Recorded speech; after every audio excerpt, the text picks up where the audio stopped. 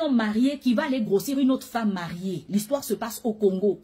Le monsieur dit que la dame mariée a accouché. Et la dame mariée lui demande maintenant de payer le lait de l'enfant et les soins de l'enfant. Maintenant, le monsieur dit à la dame que, mais attends, toi tu es marié, non? Tu vis chez toi avec ton mari. Mais dis à ton mari de payer le lait de l'enfant et les soins de l'enfant. Pourquoi tu reviens toujours vers moi pour me demander de payer tout ça? Et voilà comment le monsieur en a marre. Il va nous raconter comment toute cette histoire-là même a commencé. Le monsieur dit qu'il a rencontré cette dame-là le jour de son mariage à lui-même, le jour qu'il se mariait. Dans la foule, il remarque qu'il y a une invitée agitée qui ne fait que le faire les clins d'œil à distance, qui ne fait que le séduire à distance. C'est comme ça qu'il était un peu gêné. Mais au moment de couper le gâteau, les mariés descendent dans la foule pour saluer les invités. Et quand il va saluer cette dame, la dame lui fait genre un signe dans la paume, genre je veux de toi. Il était un peu gêné, mais il précise bien que cette dame-là était très belle. Elle était même plus belle que la femme qu'il était en train d'épouser ce jour-là. C'est comme ça que quelques temps plus tard, il revoit cette femme. Et c'est là où il apprend que la femme en question, c'est la meilleure amie de lui, sa grande sœur. Et la femme en question même, elle est mariée. C'est comme ça que la femme en question, la dame, elle réussit à parler avec le jeune ce jour-là. Elle dit au jeune que voilà, je veux de toi, je t'ai remarqué depuis ton mariage et tout. Moi, je suis une femme mariée, on peut faire dans la discrétion. Le jeune aussi dit que voilà, tu me plais aussi, hein. Je ne vais pas mentir, tu es une belle femme, tu me plais. Comme moi aussi, je suis un jeune fraîchement marié, on va sortir ensemble dans la discrétion. C'est comme ça qu'ils ont commencé à sortir ensemble et ils se voyaient dans les hôtels. Mais le monsieur précise que la dame en question, vu que c'était la meilleure amie de sa grande sœur, elle était considérée comme un membre de la famille. Donc la dame en question venait toujours rendre visite au monsieur, chez le monsieur. Mais elle venait toujours accompagnée de son mari. Genre, on est venu rendre visite aux jeunes mariés. Les jeunes mariés aussi, eux aussi, des fois, ils partaient rendre visite à cette dame-là, chez la dame. Genre, on est aussi venu vous rendre visite. Donc, dans visite là, les gens se disaient que c'était une visite de courtoisie, une visite de famille. Alors que c'est faux. C'était un moyen pour qu'ils se voient un peu, ils se titillent un peu. C'était leur vice. Jusqu'au jour où, un jour, la dame mariée tombe enceinte. Quand elle tombe enceinte, elle vient voir le jeune marié. Elle dit au jeune que, ah, voilà, moi je suis enceinte de toi. Le jeune dit que, ah, comment ça tu m'accuses que tu es enceinte de moi? Toi, tu dors avec ton mari chez toi tous les jours, non? Et comment tu sais que c'est pas ton mari? Comment tu sais que c'est moi? La dame aussi a dit que, non, moi, mon mari et moi, on fait plus il y a longtemps. Mon mari est vieux. Et puis son truc même a du mal à se lever. Donc, c'est ce qui fait en sorte qu'on ne fait plus. Le jeune dit que non, il faudrait qu'on trouve une solution. Il faudrait qu'on colle cette grossesse-là à ton mari. Tu ne peux pas dire que tu es enceinte de moi. Moi, je suis fraîchement mariée. C'est comme ça que la dame a dit, ok, il n'y a pas de problème. Vous connaissez les femmes, non? Comme on a le pouvoir dans la main. C'est comme ça que la dame en question, elle a commencé à faire avec son mari dès cette nuit-là même. Elle a commencé à faire avec son mari tous les soirs non-stop pendant un mois. Elle ne faisait que faire. C'est comme ça que quand elle a bien fait avec son mari, après un mois, elle annonce maintenant à son mari que, ah chérie, je suis enceinte de toi. Le monsieur n'a pas douté parce que pendant un mois non-stop, il ne faisait que faire. La dame maintenant, pendant qu'elle était enceinte, elle appelle le jeune. Elle dit au jeune que allons faire les échographies. Elle dit au jeune que allons m'accompagner à l'hôpital, c'est ton enfant. Donc, c'était maintenant comme si l'enfant même avait déjà deux pères. Mais le jeune dit que depuis que la dame est tombée enceinte, lui, il ne voulait plus mougou avec la dame là. Il ne voulait plus faire le mougouli. Il ne voulait plus avoir une relation avec cette dame là. Mais la dame était là, oh, allons m'accompagner à l'hôpital. Oh, allons m'accompagner là-bas. Et lui aussi ne pouvait pas trop bouder parce que c'est un secret partagé. Il était obligé de suivre la femme là partout.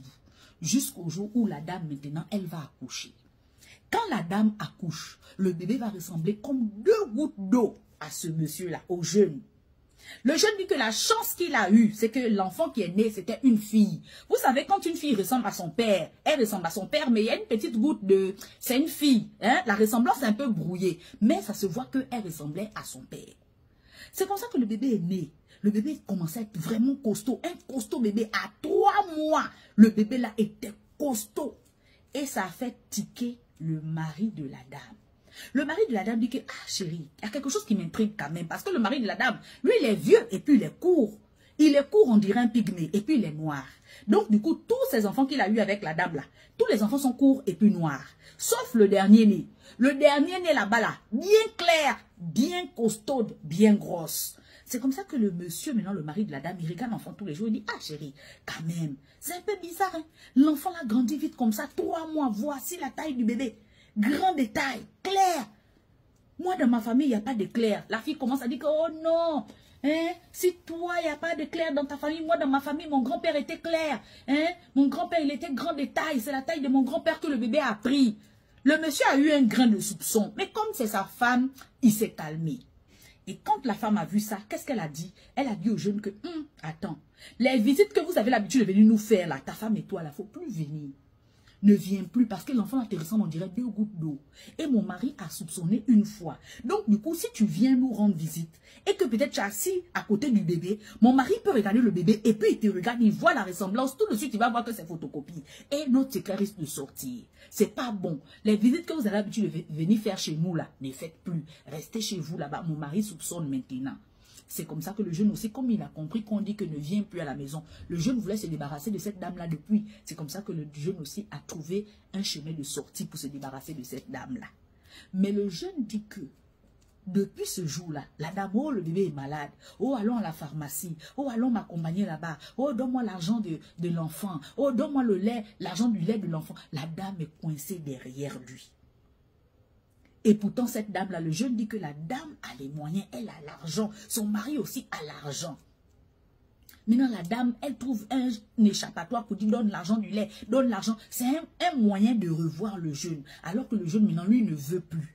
Il dit qu'il ne peut pas aussi affirmer, il ne peut pas aussi avouer ça à sa femme. Parce qu'il est fraîchement marié. Il vient de se marier, ça fait seulement peut-être 10 mois ou bien 11 mois qu'il vient de se marier.